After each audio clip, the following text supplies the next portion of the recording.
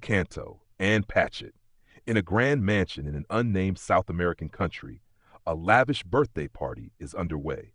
The guest of honor is Katsumi Hosokawa, a powerful Japanese businessman who has been lured to attend by the promise of a private performance from Roxanne Koss, the world's most celebrated soprano.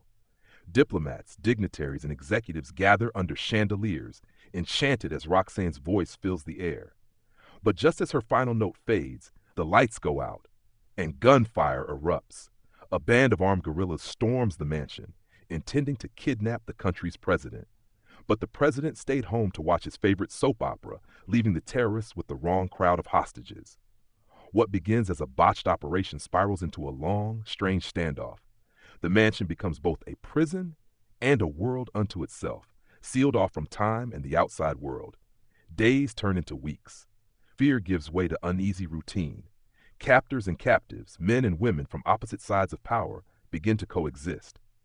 Hosokawa, reserved and dignified, finds himself drawn to Roxanne, whose voice becomes the house's heartbeat. Her singing transforms the oppressive air, lifting soldiers and hostages alike into a fragile realm of beauty. Music, the one universal language, erases the boundaries between them. The young guerrillas, many of them barely out of childhood, reveal their humanity. They play soccer in the courtyard, learn chess, and listen to Roxanne rehearse. The vice president of the country tends the house like a caretaker, while a translator named Jen bridges the gap between languages and hearts.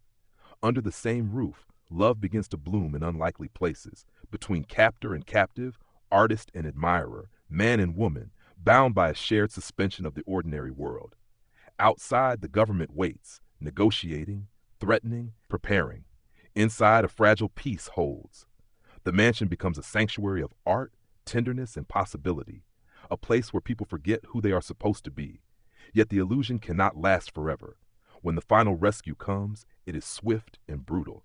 Gunfire shatters the harmony, leaving behind silence and loss. In the aftermath, only a few survive to remember the strange, transcendent world they inhabited together. What began as an act of violence becomes a story of connection, beauty, and the power of art to bridge even the widest divides.